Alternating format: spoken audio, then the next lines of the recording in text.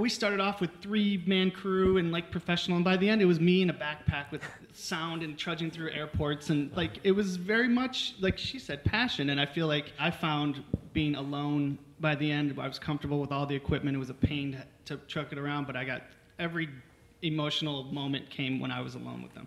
And the advice I would give is I shot 260 hours of footage and didn't log it until I was finished with it, and it was the worst 2 months of my life. And so I would log the footage as you keep going. That was my... But it's important as the filmmaker, as the director, log your own footage. Yeah. Don't divvy it out to the PA, I right? agree. I logged my own footage. Yeah. My wife would ask me every week why I'm logging my own footage, but I felt it was important to really revisit everything. But. Yeah, I would say the same thing about shooting, is that we shot, just the two of us, and the more intimate sort of environment that you can create, the better.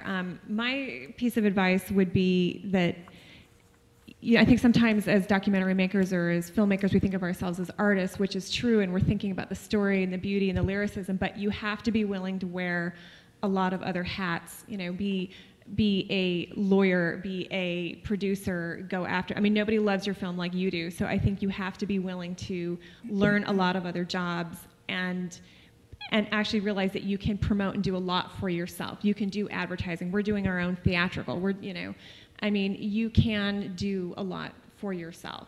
And don't think that, don't get stuck or don't move forward because you don't have all these other sort of team players to do it for you.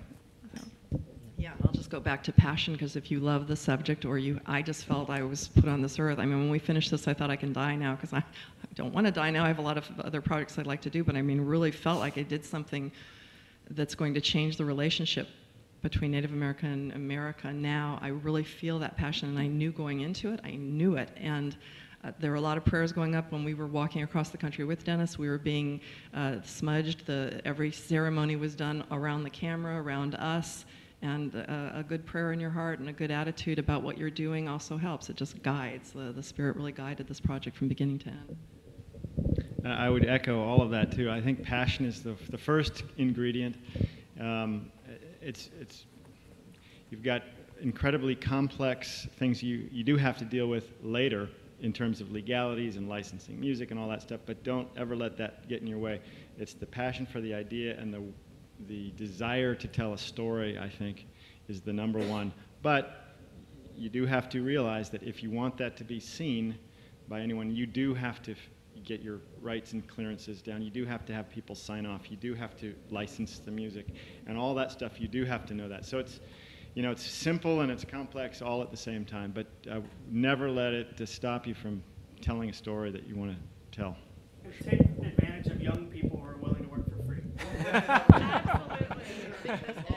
In Hollywood, and it's true, credit is everything. You can't buy a credit. I mean, if you want to make your own film, you can give yourself credit, but young people need those credits and that experience, and they will work their butts off for you. They really will. Social networking, I mean, Kickstarter, Craigslist, friends, family, email lists. I mean, there's so many new creative ways to raise money and to connect people and to do all of that, and it's a totally different environment right now.